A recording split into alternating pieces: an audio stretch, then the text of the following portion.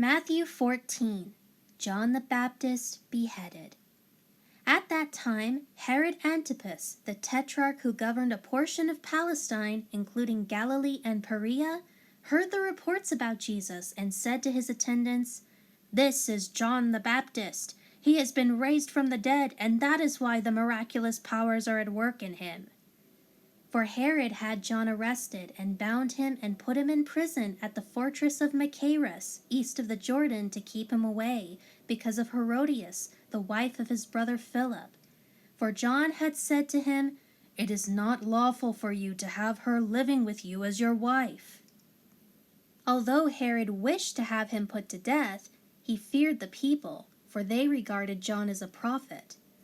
But when Herod's birthday came, his niece Salome, the daughter of Herodias, danced immodestly before them and pleased and fascinated Herod, so much that he promised with an oath to give her whatever she asked.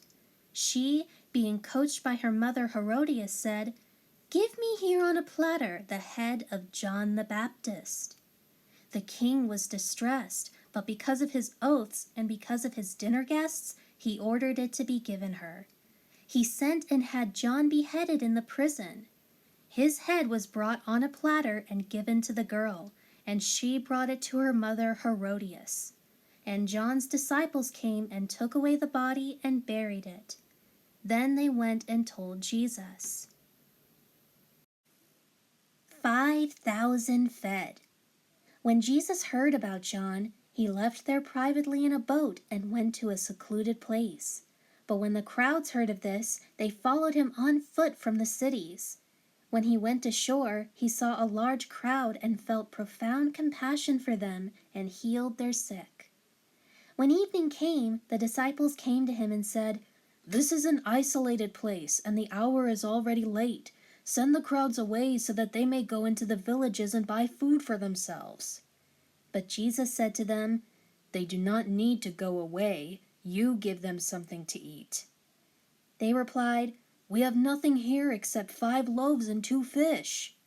He said, "Bring them here to me." Then he ordered the crowds to sit down on the grass, and he took the 5 loaves and the 2 fish, and, looking up toward heaven, he blessed and broke the loaves and gave them to the disciples, and the disciples gave them to the people. And they all ate and were satisfied. They picked up 12 full baskets of the leftover broken pieces.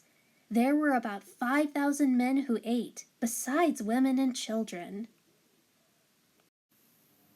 Jesus walks on the water.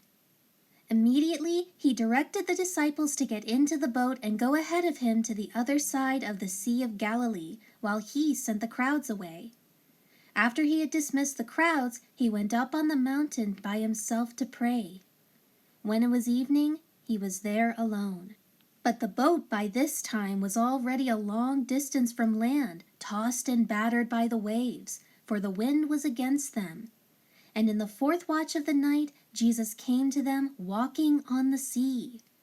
When the disciples saw him walking on the sea, they were terrified and said, "It is a ghost!" And they cried out in fear.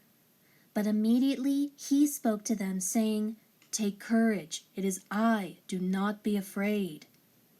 Peter replied to him, "Lord, if it is really you, command me to come to you on the water." He said, "Come."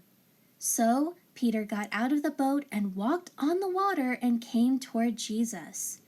But when he saw the effects of the wind, he was frightened, and he began to sink, and he cried out, "Lord, save me!"